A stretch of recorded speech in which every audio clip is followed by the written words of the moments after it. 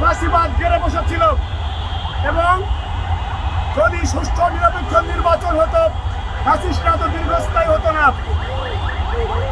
বাংলাদেশের মানুষের ভোটাধিকার প্রয়োগ করা এই মুহূর্তের সবচেয়ে বড় কাজ এবং বিএনপির ভারপ্রাপ্ত চেয়ারম্যান জনাব তারেক রহমান দীর্ঘ 16.5-17 বছর মানুষের ভোটাধিকার ফিরে দেওয়ার জন্য এবং তার নেতৃত্বে এদেশের ফ্যাসিবাদ বিরোধী বিভিন্ন সংগঠন যুগপৎ আন্দোলন করে আজ আগস্ট হাসিনার বিদায়ের পরে বাংলাদেশের মানুষ ভোটাধিকার প্রয়োগের জন্য উন্মুখ হয়ে বসে আছেন।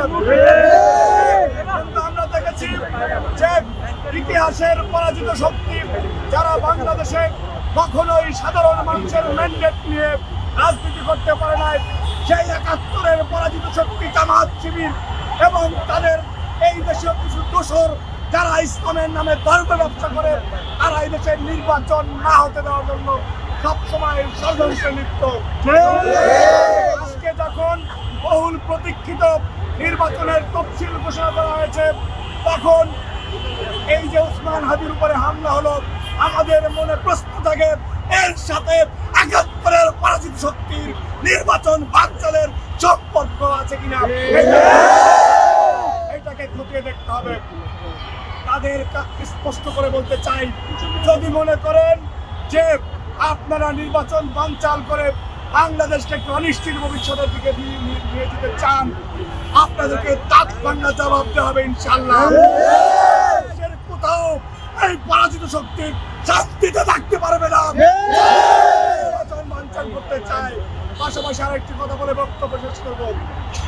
ওসমান হাদির উপরে হামলা হয়েছে, প্রশাসনকে আঙ্গুল চষে রাখিয়ে একটার পর একটা এই দেশে গুলির ঘটনা ঘটছে, হত্যার ঘটনা ঘটছে। এই দেশে সিভিল প্রশাসন কি করে আমাদের প্রশ্ন জাগে। আর কোন গুলি যদি চলে সাধারণ মানুষ প্রতিরোধ করতে বাধ্য হবে ইনশাআল্লাহ।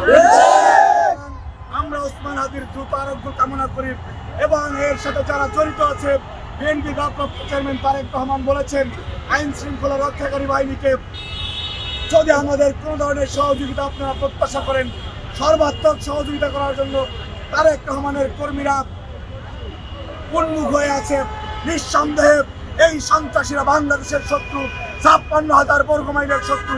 এদের স্থান বাংলাদেশে থাকতে পারে না। আমরা এই সমস্ত সন্ত্রাসীদের বিরুদ্ধে প্রতিরোধ করে দেবে ইনশাআল্লাহ। সেই যুদ্ধে আপনারা সবাই কাঁধে কাঁধ মিলে আমরা অংশগ্রহণ করে বাংলাদেশের সাধারণ মানুষের প্রত্যাশিত ভোটাধিকার ইনশাআল্লাহ ফেরত দেব এবং আমরা সচেতন থাকবো, সজাগ থাকবো, আর কোনো ষড়যন্ত্র বাংলাদেশের সফল হতে দেব না ইনশাআল্লাহ। আমাদের সবাইকে ধন্যবাদ, যারা উপস্থিত আছেন কেন্দ্রীয় সংসদ সহ বিভিন্ন ইউনিটের সবাইকে আমার ব্যক্তিগত পক্ষ থেকে, আগামী বাংলাদেশের অনিবার্য নেতৃত্ব তারেক রহমানের পক্ষ থেকে আন্তরিক ধন্যবাদ এবং কৃতজ্ঞতা। আল্লাহ হাফেজ। বাংলাদেশ জিন্দাবাদ, জাতীয়তাবাদী ছাত্রদল জিন্দাবাদ, শহীদ রাষ্ট্রপতি জিয়াউর রহমান বীরত্তম অবরোধ, তাপসীন দেশত্যাগ এবং খালেদা জিয়া জিন্দাবাদ। আগামী বাংলাদেশের অনিবার্য নেতৃত্ব আর কিছুদিন পরেই ঢাকা ইন্টারন্যাশনাল এয়ারপোর্টে লোকের অকারান্য হয়ে তাকে বরণ করবে তারেক রহমান জিন্দাবাদ।